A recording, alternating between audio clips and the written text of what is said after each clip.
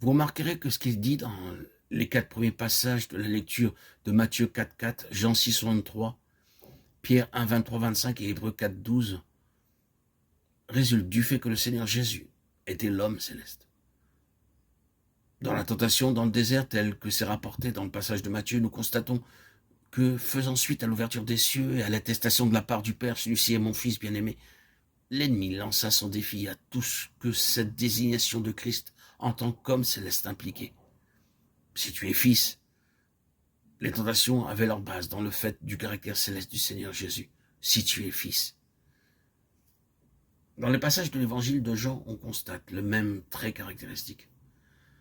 Comme nous l'avons déjà remarqué, Jean garde constamment en vue le caractère céleste du Seigneur Jésus, depuis les premiers mots de son évangile jusqu'à la fin. Le défi du Seigneur Jésus porte en lui cette même signification. Ne crois-tu pas que je suis dans le Père? L'homme céleste nous est présenté à ce point en relation avec la parole de Dieu. Nous avons clôturé notre méditation précédente en traitant le principe vital de la rédemption. Et nous disions que ce principe, qui est la vie éternelle, rend la rédemption qui, elle, est parfaite en Christ, progressive en nous. La rédemption est introduite en nous par la réception de la vie éternelle, et tandis que la vie opère, travaille et s'accroît, nous bénéficions de plus en plus de la rédemption. Les réelles valeurs de la rédemption deviennent nôtres en expérience par l'opération de la vie du Rédempteur en nous, le Rédempteur opérant en nous par sa propre vie. Dans Jean 20, 22 est rapporté un incident qui a donné lieu à une certaine mesure de perplexité. Il souffla sur eux et leur dit « Recevez le Saint-Esprit ». Nous désirons peut-être une explication de cet acte et de ces paroles. Et je pense que l'explication est que ce qu'il fit et dit était en symbole et non immédiatement en réalité. C'est-à-dire, cela était un acte représentatif de la part du dernier Adam. Jean 20 nous considère sur la base de résurrection avec le Seigneur Jésus. Nous nous souvenons qu'il est écrit « Le premier homme, Adam, devint une âme vivante. Le dernier Adam est devenu un esprit vivifiant. » 1 Corinthiens 15, 45.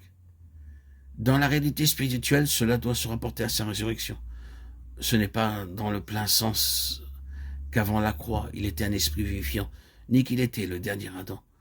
Tout cela était représenté par lui et résumé en lui, mais dans le sens de la génération.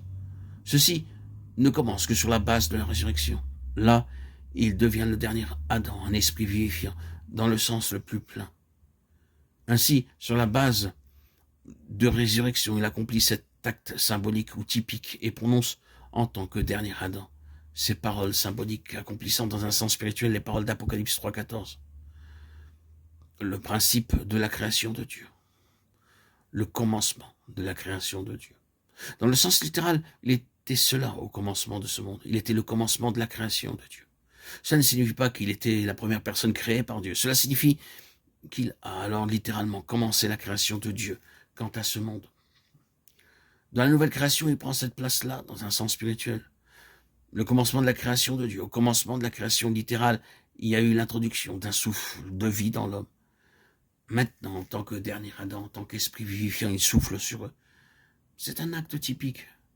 C'est le dernier Adam, agissant d'une manière symbolique à l'égard des premiers membres de la nouvelle création, le commencement de la création de Dieu.